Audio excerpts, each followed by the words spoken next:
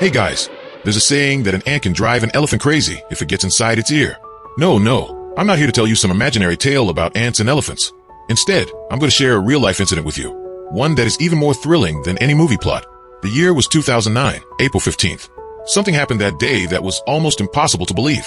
The incident was so shocking that an official investigation was launched. But what exactly happened to a massive airplane 2,800 feet above the ground? This movie stars one of Hollywood's legendary actors, Tom Hanks. Hello, and welcome to Plot Perception. The movie begins with a plane named Cactus 1549 taking off from LaGuardia Airport's runway 4. Just as it ascends, both of its engines suddenly fail. In an attempt to return, the plane crashes into a building, causing a massive explosion. After this intense opening scene, we see a man, Chesley Sully Sullenberger, or simply Sully. He is a pilot who has been flying for 42 years. But today, he looks extremely worried. Why is Sully so concerned? Because of a particular incident, January 15th, 2009. On that day, Captain Sully, his co-pilot, and a few other crew members took off from LaGuardia Airport with 155 passengers aboard Cactus 1549. But just minutes after takeoff, when the plane reached 2,800 feet, a flock of birds suddenly appeared in front of them. As the plane flew through them, both engines were severely damaged. Now, here's something important to know. When an aircraft is at such a high altitude, even a minor collision with birds can completely destroy its engines. Captain Sully immediately activated all emergency protocols. He tried to contact air traffic control, and they instructed him to return to the nearest runway as soon as possible. In response, runways 2 and 9 at New York's airports were cleared for an emergency landing. Meanwhile, an announcement was made to the passengers, warning them that the plane would be landing soon and asking them to brace for impact. Panic spread among the passengers, but Captain Sully realized that reaching the runway was impossible. With both engines down, the aircraft could not glide for 7 miles to the airport. So he made a bold decision.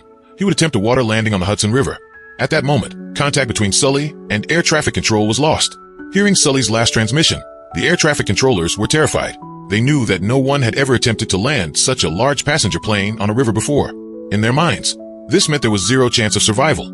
They immediately dispatched helicopters to assess the plane's condition. From the air, they saw the aircraft rapidly descending. Meanwhile, Captain Sully remained extremely calm and focused. With expert precision, he skillfully guided the aircraft toward the water. As the massive plane hit the river surface, it created huge waves, making it seem like a storm had erupted. Inside, the passengers felt a violent jolt. It was like experiencing an earthquake midair. The cabin lights went out, and panic took over. The plane skidded across the river's surface before coming to a stop. As soon as it stabilized, all doors and emergency exits were opened. Captain Sully instructed everyone to evacuate immediately. However, as water started flooding into the aircraft, the passengers rushed to escape, causing a chaotic and terrifying atmosphere. Soon after, everyone began evacuating the plane. At the same time, a US Coast Guard boat patrolling the river spotted the plane. The passengers were seen standing on the aircraft's wings, waiting for rescue. The Coast Guard acted quickly, sending rescue boats toward them. Meanwhile, the aviation department also dispatched trained rescue divers via helicopters, as some passengers were trapped in the freezing water. Despite the panic and the freezing conditions, every single passenger survived. Finally, after ensuring everyone's safety, Captain Sully and his co-pilot were the last to leave the aircraft. Captain Sully had risked his own life to save all 155 passengers. News of this extraordinary event spread worldwide within moments. Many passengers couldn't believe they had survived such an impossible situation. This heroic act transformed Captain Sully from an ordinary pilot into a real-life legend.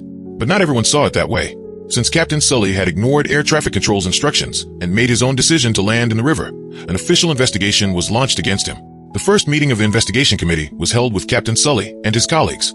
As soon as the committee stated, "Today, we will discuss this plane crash," Captain Sully immediately objected. "You're mistaken. The plane didn't crash. I landed it on water. It was a water landing, an emergency decision. I wouldn't have done it otherwise." The committee questioned him. "Why didn't you return to LaGuardia?" Captain Sully replied, "At that moment, it was impossible for the plane to cover 7 miles and make it back. The only viable option was the river, where I believed I could land the plane safely." The committee then said, "All right, we will use computer simulations to determine if returning to the runway was actually possible." They further questioned him. "How long did you sleep before this flight? Were you physically fit? Were you under the influence of any substances? Had you consumed any drugs or alcohol?" Captain Sully firmly responded that he was perfectly healthy and fully alert. It was clear that the committee was trying to find any possible reason to prove that Captain Sully had made a huge mistake by landing a passenger plane in the river. Meanwhile, since Sully was stuck in the investigation process and unable to go home, his wife was deeply worried. News channels were constantly debating about him, some praising him, others criticizing him. Sully himself was mentally exhausted. In his 42-year career, he had safely flown millions of passengers to their destinations. And now, because of just 208 seconds, his entire career was under scrutiny. He kept wondering, what if I had tried to return to the runway? In his mind, he constantly visualized the plane crashing into a building and exploding if he had attempted to turn back. This is exactly what we see in the opening scene of the movie, a hallucination triggered by the immense psychological pressure placed on Captain Sully. Could I really have made it back? What if I had managed to land safely? But every time he thought about it, one terrifying image always returned to his mind. If he had tried to turn back, the plane would have collided with a building, and no one would have survived. No, what I did was the right thing. The relentless questioning from the investigation committee was taking a toll on Captain Sully's mental health. His co-pilot was also interrogated, and it confirmed that they had followed every emergency protocol when the engines failed. There are 15 mandatory steps for handling such emergencies, and they executed all of them perfectly. Still, it was impossible to return to the runway. If Captain Sully hadn't landed in the river, we would all be dead, the co-pilot stated. Finally, the investigation reached its conclusion, and the moment arrived, the final decision on Captain Sully's fate. Sully, his co-pilot, and officials from all relevant departments gathered for the final hearing. The committee announced that they would analyze the cockpit voice recording, a device inside the plane that records all conversations between the pilots. By listening to it, they hoped to determine what really happened and whether Captain Sully had recklessly put passengers in danger. At the same time, the committee conducted a computer simulation using 2 test planes. They set the aircraft at the same altitude and distance from the airport. A flock of birds was simulated to strike both engines, just as it had happened in reality. The simulation would test whether the plane could ever turn to the runway. Captain Sully strongly objected to this test. Experiencing a real situation and running a computer simulation are 2 completely different things, he argued. Right now, you're analyzing this in a controlled environment, treating it like a flight simulation game. But in real life, when both engines fail, the responsibility of 155 lives falls on the pilot's shoulders. Landing the plane in the deep, freezing river wasn't as simple as clicking a button on a computer screen. Then, the committee listened to the cockpit voice recording, and everything became clear.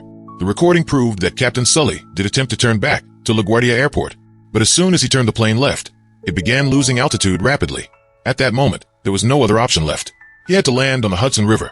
Only a highly skilled and mentally strong pilot could have successfully pulled off such a landing. And Captain Sully had done exactly that.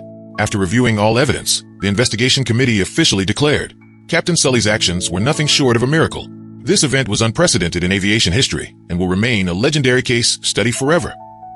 They also revealed that both of the plane's engines had been recovered from the river, and the damage was far worse than they had initially assumed. It was completely impossible for the plane to make it back to the runway. Finally, Captain Sully was declared completely innocent and honored for his extraordinary bravery. However, Sully refused to take full credit. I wasn't alone, he said. The Coast Guard, the rescue boats, and the quick response teams, all of them played a crucial role in ensuring everyone survived.